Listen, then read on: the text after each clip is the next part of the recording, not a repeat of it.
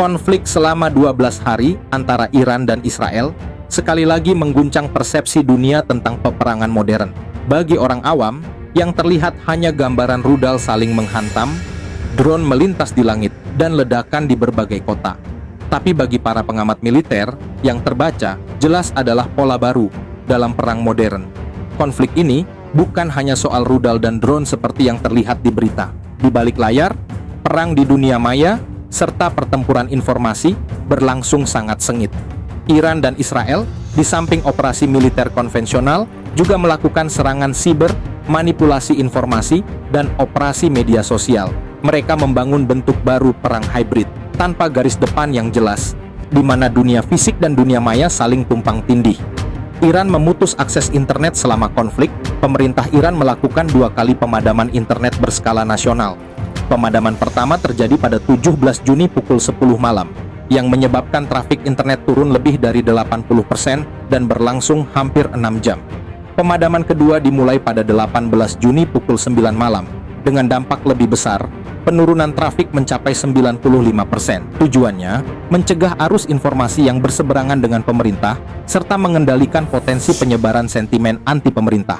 Selanjutnya, Iran menjadi korban serangan siber dari pihak luar. Pertama, stasiun televisi nasional Iran diretas. Tayangan tiba-tiba dipotong dan diganti dengan cuplikan protes anti-pemerintah. Hingga saat ini belum ada organisasi yang mengaku bertanggung jawab atas serangan tersebut. Namun banyak analis militer meyakini Israel berada di balik aksi ini. Operasi ini dipandang sebagai bagian dari perang psikologis untuk melemahkan kredibilitas pemerintah Iran serta mengacaukan kontrol informasi dalam negeri.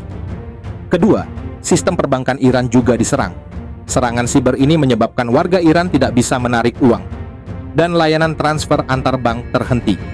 Ini menunjukkan bahwa sektor keuangan Iran telah menjadi target utama serangan strategis dalam konflik ini. Sekarang, kita beralih ke serangan siber yang dialami Israel. Israel menjadi sasaran serangan dari kelompok peretas yang diyakini berbasis di Iran. Target utama mencakup lembaga pemerintah, sektor publik, industri manufaktur, jaringan telekomunikasi, media, hingga layanan keuangan. Lebih dari itu, Iran juga berusaha meretas sistem kamera pengawas di dalam wilayah Israel.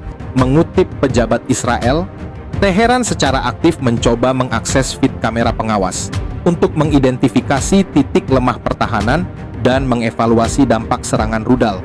Tujuannya jelas, meningkatkan akurasi serangan berikutnya. Ancaman ini mendorong pemerintah Israel mengeluarkan imbauan darurat untuk sementara waktu, mematikan kamera pengawas untuk mencegah kebocoran data strategis. Selain serangan siber, kedua pihak juga terlibat dalam perang disinformasi berbasis kecerdasan buatan.